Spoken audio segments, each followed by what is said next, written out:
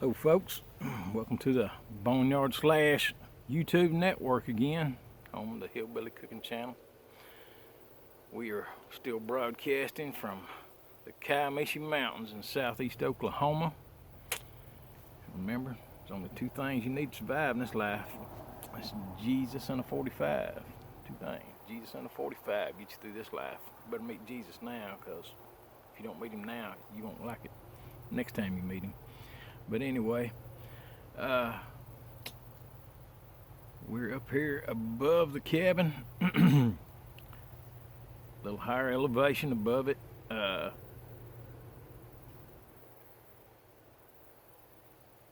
over there walking around, sorry. Probably a squirrel. Could be a Bigfoot. There's always something out there roaming around watching you. So remember, something always watching you, whether it's a bear, Bigfoot,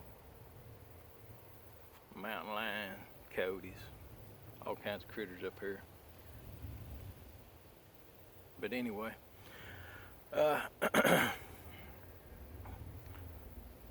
lots of strange things happen up here. Wasn't why I came here. I came here for the beautiful mountains, the scenery, the clear rivers, the fishing, the kayaking, the hunting, the animal watching. Don't pull the trigger on the animal much as I used to. But anyway, I like to watch them. Whenever my two daughters are here is when I have a lot of squatch activity. Amanda and Leslie. When they're here, they're loud. They're loud anyway. They're just loud. They were loud children. They're loud adults now. Yeah, y'all know y'all are loud. So this ain't nothing new. They know they're loud, so don't worry about it. They know they are. But there seems to be more activity, and it's mainly when they get quiet.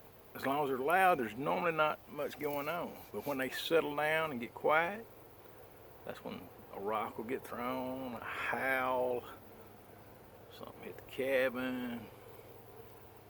That's when they calm down. I think they entertain the squatches. I don't know this for a fact. Seriously though, there's a guy who does a lot of research who he claims he has more activity when he has a female with him doing research. And this guy says he has like 2 or 3 different women that do research with him. And he has the most activity when it's one particular one who is blonde-headed, and she's really a loud talker and stuff, and has more activity when she's with him.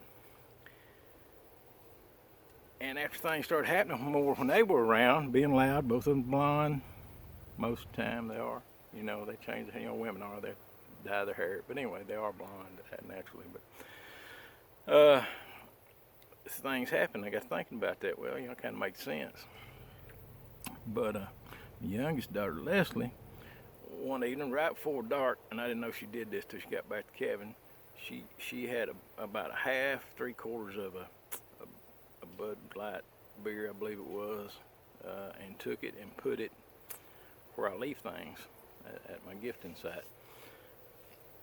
And it was almost dark when she got back, told me what she did. Her and Amanda went down there and left it. Thought it'd be funny, But at that time, I think she's still a little on the fence. But anyway, about the Bigfoot. I said, I don't be living to Bigfoot's no beer. Don't do that. No, we don't need like maybe a juvenile Bigfoot. Our Lillian gets it and he drinks his beer and then he's out here acting crazy. His mama has to spank him or something. We don't want none of that. Don't get him in trouble. Might get belligerent. I don't know. Big problems. But anyway, I said, well, it was getting dark, and I said, well, I'm gonna go down there in the morning and I'm gonna pick it up. Didn't figure nothing gonna buy for Bigfoot. Don't want no beer anyway, probably. Didn't figure it was no big deal myself. I'll go down in the morning, I'll pick it up, because we don't litter, we don't throw things in the woods. Keep things clean, all about nature. So as soon as the sun comes up, it's just breaking daylight. That's when I usually go check things out anyway, just when you can barely see. I go to my gifting site. Beer ain't there, it's gone.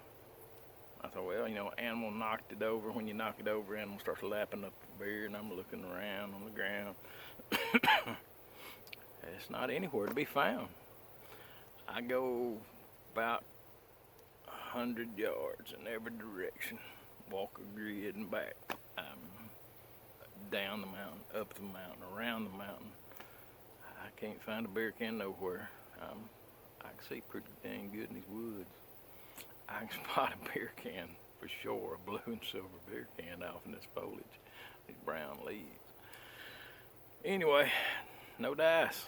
So the next day, she thinks, well, she takes a water bottle that's empty, regular water bottle. We done drank all the water, peels the label off of it. And she does about a third full of small rocks. Fills it up there like it, and you can shake it. Put them rocks in, it's like a shaker. She said, I'm gonna leave this for a night. Whatever, whatever. Bigfoot ain't interested in no empty bottle with rocks in it. So, anyway, she leaves it there. And the next day I go down there and get it. Bottle was still there. It was laying on the ground about 3 feet away from where I leave things. Rocks were still in it, but it was mashed flat. The lid was still on it. Have you ever tried to squeeze a water bottle with the lid on it? I mean, there's no bite marks in it. There's no teeth marks in it. There's no breaks in it. It's not busted. There's no marks on it. It looks like somebody took a big hand and just squeezed it.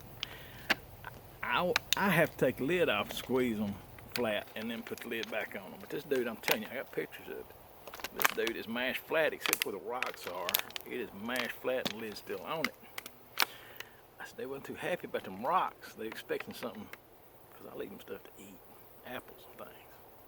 But anyway, every now and then I leave them Hershey bar. Not good for them. They ain't got no dentist. But hey, stay on the good side. Little Hershey bar go a long ways, people. Remember that. Little candy go a long ways, making friends, especially if they're 9-10 foot tall. Anyway, she saw that, and her and Amanda and Leslie and Amanda looking at it, and they're like, okay, it's weird. Strange things happen. I'm telling you people, strange things. I report, you decide. I ain't trying to convince nobody. And there's lots of things in these mountains, lots of critters. And these mountains are old, as a friend of mine, acquaintance Matt, has told me and reminded me. And I would use his name, but I need to ask him first, I guess. But anyway, he says he is a member of Cherokee Nation. We're in Choctaw County. This is Choctaw country here. But anyway, he said these mountains are old, and there are things here that's been here a long time, physically and spiritually. But anyway,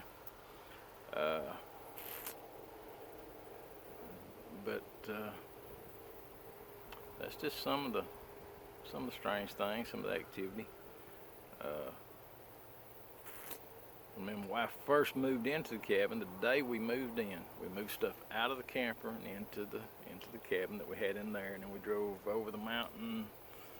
It's a 30-40 minute trip over the mountain to Tallahena, a small town, not a lot of folks. There is a furniture store there. It's been there at least 100 years. It's got the old natural rock, Monsour's Furniture. Give them a free commercial there. They have some excellent furniture, they do. We bought most all of our furniture there. But anyway, we had been over the mountain a couple trips. We still didn't have a living room, dining table, and in the dining room or anything. But anyway, we set up an outside table in the living room. 2 yard chairs sitting there. It was dark. Done got dark. I don't know, 8 o'clock, 9 o'clock. We was tired. Made us a sandwich. We'd been real busy, in and out and back and forth. You know how it is when you're moving into a house. But anyway, we sit down, take a breath, eat us a sandwich. We sit down and we get our sandwich and our drinks there, and we're just sitting there kind of relaxing because we've been busy. And this was the first time the cabin got slept. It jarred the cabin. It was on the northwest on the mountainside corner of the house. I mean, it was like, bam! I'm talking about, it jarred the cabin, the whole house. It shook it. And this is a sturdy house. This steel frame house. I mean, we could feel it. It's like man, we've been busy and in and out. We're like, hey, y'all done calm down, do something. Boom, move around, give me some more squash TV. I don't know. That's just what happened. I was Prior to that, I walked around right before dark. It was dusky dark, and I was trying to get pictures of the cabin. I was proud of it. It's new. But I was taking pictures from all sides of it, except the back side, of course, because the mountain's hard, I mean, the mountain comes right down behind it, and trees and stuff. Anyway, walking around it. And I got something in one of those pictures that I wasn't aware of till someone else seen it, and I almost deleted the picture, but somebody else looked at it, and they were looking through my pictures, bunches of them, and said, hey, man, there's something back here. We'll get back to that story later, because it's a pretty good story. From the time that picture was took to the time the cabin got slapped, it was probably about an hour, something like that. But anyway, you never know what's out there in them shadows. Just letting you know, folks. Just another story there. Anyway, wind's blowing, beautiful day. 2 things you need to survive in this life: Jesus under 45. You ain't got my book, get it. Boys, the Boneyard Slash. If you got it, read it. If you read it, don't judge me. More books coming. More Bigfoot. Maybe one book just dedicated to Bigfoot. We'll see. Bye.